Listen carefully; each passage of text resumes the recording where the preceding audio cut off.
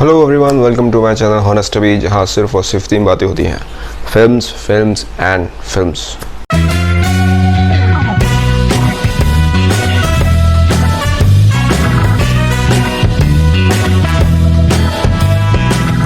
तो दोस्तों, अभी कुछ साल पहले एक बॉलीवुड में एक सीरीज़ आई थी, the tiger series, that stars Salman Khan and Katrina Kaif in the lead roles, that was produced under the banner of Yash films. इस सीरीज़ का जो पहला पार्ट था, यानी कि एक था टाइगर, वो रिलीज़ हुआ था 15 अगस्त 2012 में, यानी कि इंडिपेंडेंस डे के दिन। दूसरा पार्ट रिलीज़ हुआ था 22 दिसंबर 2017 में, यानी कि टाइगर जिंदा है जिसका नाम था, जिसमें जो लीड कास्ट थी वो दोनों में ही सेम थी, सलमान खान एंड कैटरीना कैफ। तो आज हम इसके डिटेल्स में कुछ जाने वाले हैं कि ये सीरीज़ कैसी थी। अगर फर्स्ट पार्ट में और सेकंड पार्ट में कंपैरिजन करिए तो दोनों में कौन सा बेटर था, story wise, screen play wise, writing wise, performances wise, end of course the music also. तो चलिए आज का वीडियो शुरू करते हैं। 15 अगस्त 2012 में जो पहला पार्ट रिलीज़ हुआ था, एक था टाइगर, जिसमें एक कहानी थी, जिसमें एक होता है रॉ एजेंट, यानी सलमान खान बने थे एक रॉ एजेंट, और दूसरी कैटरीना कैफ बनी थी IAS एजेंट। तो स्टोरी कुछ ऐसी थी कि दोनों के मिशन पे भेजा जाता है, बट उन दोनों के बीच में एक लव एंगल आ गया था बीच में, जिसके बीच में अब आप सभी को पता है कि रॉ और ISI कभी भी एक साथ नहीं हो सकते। दैट इज़ ट्रूली इम्पॉसिबल, क्योंकि रॉ इंडिया की एजेंसी है और ISI पाकिस्तान की एजेंसी है। दोनों को एक साथ दिखाना बट पॉसिबल नहीं है। बट एक मूवी है, तो इसमें अगर दिखाया गया था तो वो एक लव एंगल था, जिसमें ऑफ कोर्स एक तरफ से रॉ की तरफ से लड़का था और ISI की तरफ से एक लड़की थी।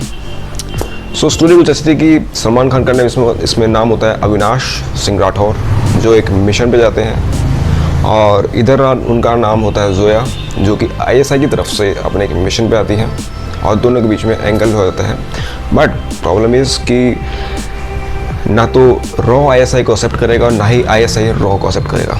तो दोनों के जो हेड हैं रॉ के और ISI के, अब दोनों ऑर्डर देते थे कि जहाँ भी टाइगर और जोया मिले दोनों को शूट कर दिया जाए, क्योंकि वो दोनों प्यार में इतने पागल हो चुके हैं कि भाग रहे हैं सबसे बच के, और उनके पीछे लगी है पूरी टीम पाकिस्तान की और हिंदुस्तान की। तो ये कुछ ऐसी स्टोरी थी। आई होप आप सभी ने फिल्म देखी भी है। फिल्म बहुत अच्छी भी थी, सभी ने देखी थी। वैसे भी सल्लू भाई उस टाइम एक सुपरस्टार बन चुके थे, तो ये फिल्म वैसे ही एक मशहूर हो गई थी। तो बात करते हैं परफॉर्मेंसेस की। परफॉर्मेंसेस में सलमान खान और कैटरीना कैफ मेरे अकॉर्डिंग बहुत अच्छा काम किया था। वो एक वाकई में एक एजेंट लगे थे, जहाँ सलमान खान जब जहाँ हमने देखा है बॉडीगार्ड में दबंग ऑफिसर की तरह, वहीं जब वो एजेंट के रूप में आए थे तो वो लुकिंग फैबुलस। वहीं कैटरीना कैफ ने जो एजेंट का रोल निभाया था, उन्होंने भी बखूबी इस रोल को निभाया था। रही बात डायरेक्शन की, डायरेक्शन ने इस फिल्म को दिया था कबीर खान ने, and remember he is one of my favourite directors of Bollywood. उनका डायरेक्शन जिस भी फिल्म के साथ होता है वो कुछ अलग ही तरीके से होता है। तो इस भी फिल्म में उन्होंने बखूबी इस फिल्म को एक एक्शन थ्रिलर फिल्म बनाया था। मतलब चाहे वो एक्शन सीक्वेंसेस हों, चाहे वो कुछ भी हो, फिल्म का स्क्रीन प्ले इतना ज़बरदस्त था कि मज़ा आया था फिल्म को देखने में। तो direction and screenplay according to me was good of course. And the songs की अगर बात करें तो सॉन्ग्स में मैंने देखा है कि यशराज फिल्म्स की तरफ से कोई भी अगर सॉन्ग, मतलब कोई भी मूवी आती है तो मूवी अच्छी होती है एज़ कम्पेयर टू सॉन्ग्स उतने अच्छे लेवल पे नहीं होते हैं। मतलब अच्छे होते हैं, आप सुन सकते हैं, बट वो सॉन्ग्स कभी मैंने ऐसा नहीं देखा है कि आप उन सॉन्ग्स को बार बार सुन रहे हैं। कोई इक्का दुक्का कोई सॉन्ग हुआ जो हिट हो गया तो वो अलग बात है, बट उनकी जो एल्बम होती है वो इतने हिट नहीं होती है। उनके सॉन्ग्स मूवी में अच्छे लगते हैं, जब आप मूवी देखें तो उसके साथ घुल मिल के जब आप देखेंगे तो वो अच्छे लगेंगे, बट अलग से शायद ही कोई सुनता है। ये मेरा ओपिनियन है, आपको क्या है आप प्लीज़ मुझे कमेंट सेक्शन में बता सकते हैं। तो मुझे भी इसमें यही महसूस हुआ था कि इसके जो सॉन्ग्स थे, माशाल्लाह, लापता, सैयारा सॉन्ग एंड कौन सा बंजारा सॉन्ग, हाँ, ये 4 मेन सॉन्ग्स थे। इसमें माशाल्लाह जो है वो लास्ट में एंड क्रेडिट्स में आता है, और बाकी 3 सॉन्ग हैं वो बीच में मूवी में आते हैं। सो इसमें से जो मुझे सबसे ज़्यादा सॉन्ग पसंद आया था वो एक ही था कि Saiyaara, having the vocals of Mohit Chauhan. उनकी आवाज़ बड़ी ज़बरदस्त है। तो उन्होंने जो सैयारा सॉन्ग था मुझे पसंद आया था। तो म्यूज़िक की बात करें वो एवरेज था, एल्बम एक तो टाइगर की एवरेज थी, इतनी अच्छी नहीं थी। बैकग्राउंड स्कोर मूवी का अच्छा था एंड इस फिल्म की जो हाईलाइट थी वो थी इस फिल्म के एक्शन सीक्वेंसेस। स्टोरी एवरेज थी, स्टोरी में कोई इतना सस्पेंस नहीं था, सिंपल स्टोरी थी। रॉ ISI मिले, प्यार हुआ और भाग गए, यही ऐसी कुछ फिल्म की एंडिंग थी। बट इस फिल्म के जो एक्शन सीक्वेंसेस थे वो ज़बरदस्त थे। मतलब जिस तरीके से डिज़ाइन किए गए थे कुछ अलग थे, बॉलीवुड से तरीके से डिज़ाइन किया गया था, लग रहा था यार ऐसी चीज़ पॉसिबल हो सकती है। तो पहली बार मतलब सलमान खान ने कोई ऐसी फिल्म की थी जिसमें वो वाकई में जच रहे थे, एक्शन सीक्वेंसेस में भी रियल लग रहे थे और वो तो स्टोरी में भी वो फिट बैठ रहे थे। तो ये मेरा तो कुछ रिव्यू था एक टाइगर का। रही बात दूसरे पार्ट की, डेट इज़ टाइगर जिंदा है। दोस्तों इस फिल्म को डायरेक्ट किया था अली अब्बास ज़फ़र ने। फिल्म 22 दिसंबर 2017 में रिलीज हुई थी।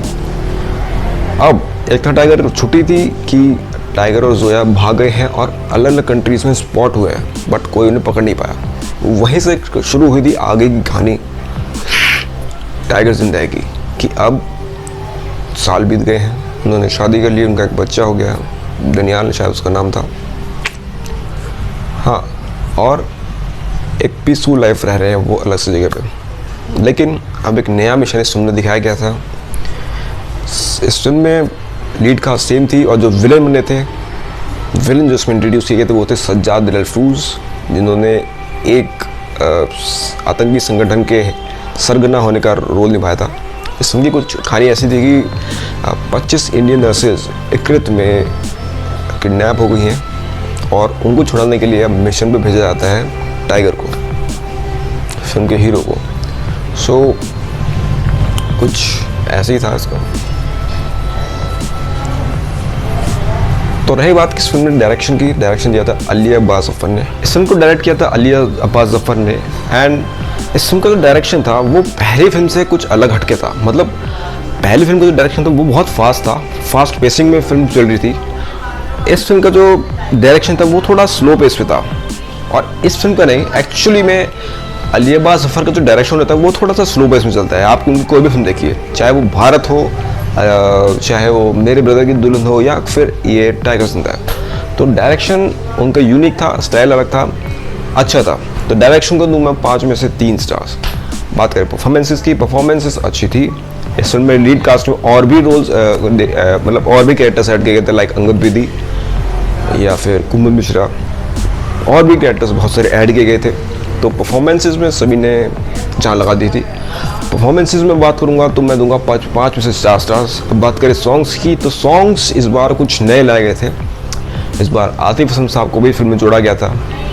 दिल दिया गल्ला, वे सभी सॉन्ग जानते हैं, तो ये सॉन्ग ज़बरदस्त हिट हुआ था। और उसके बाद था सॉन्ग दूसरा स्वैग से स्वागत, जिसने मतलब चार्ट बस्टर्स में एक अपनी पोजीशन कायम की थी। तो अगर सॉन्ग्स की बात करें तो टाइगर जिंदा है की जो एल्बम है उसने एक रिकॉर्ड क्रिएट किया था 2017 में। बहुत ही ज़्यादा गाने सुने गए थे, तो फिल्म के गाने बहुत खूबसूरत थे, बहुत अच्छे थे। तो गानों को मैं दूंगा 5 में से 5 और बैकग्राउंड स्कोर को दूंगा 5 में से 4। अब बात रही फिल्म के स्क्रीन प्ले की, स्क्रीन प्ले फिल्म का अच्छा था, हालांकि कोई सस्पेंस नहीं था, थ्रिलर नहीं था, एक प्योर एक्शन फिल्म थी जिसमें पहले ही फिल्म का जो मतलब जो भी स्क्रीन प्ले था वो पहले से प्रेडिक्टेबल था कि एंड में कुछ बच ही जाएगा, मतलब एंड में मिशन तो कंप्लीट होना ही है, कैसे क्या। और हाँ, इस फिल्म में जो लीड कास्ट में साथ में परेश रावल भी जुड़े गए थे, उनका मकाम भी बेहद अच्छा था। तो स्क्रीन प्ले फिल्म का एवरेज था, कुछ नया नहीं था, but all the action sequences it was not boring, मतलब कुछ बोरिंग नहीं था। अच्छी फिल्म चलती रहती है और एंड तक आप देखेंगे तो मज़ा आता है। तो अगर कंपैरिजन बात करूँ मैं, द टाइगर एंड टाइगर जिंदा है, तो इसमें कंपैरिजन की कोई गुंजाइश नहीं बनती है, क्योंकि पहली बात दोनों के डायरेक्टर से लगते हैं। अगर डायरेक्टर सेम होते तो हम कंपैरिजन कर सकते थे, but we don't have any opportunity to make a comparison on this. So एक था टाइगर को दूंगा 5 में से 3.5 स्टार्स और टाइगर जिंदा को दूंगा 5 में से 4 स्टार्स। अब रही बात टाइगर 3 की, तो अब न्यूज़ ये भी आ रही है कि जो बहुत दिन से वायरल हो रही है वो ये है कि इस फिल्म में सलमान खान और कैटरीना कैफ के साथ अपोजिट में जो विलन एंटेगनिस्ट या फिर अपोजिट में जो होने वाले वो होंगे इमरान हाशमी, और उनका एक बहुत ही स्ट्रॉन्ग रोल होने वाला है। सो इस बात का मुझे भी इंतज़ार है क्योंकि इमरान हाशमी एक बहुत ही मंजे हुए कलाकार हैं। सो मुझे बहुत वेट है कि कैसी होने वाली फिल्म। एनीवेज टाइगर 3 का सभी को वेट रहेगा। So this was my review for the tiger series. अगर आपने फिल्म देखी है दोनों, आई होप सभी ने देखी होंगी। सल्लू भाई की फिल्म है, सभी ने देखी होगी। तो अगर देखी है तो प्लीज़ मुझे कमेंट सेक्शन में बताएं आपको फिल्म कैसी लगी, और अपना रिव्यू भी ज़रूर शेयर करें। सो ये मेरा रिव्यू था। सो मिलता हूँ जल्दी से आपसे नेक्स्ट वीडियो में। Till then take care, stay home and stay safe. Thank you.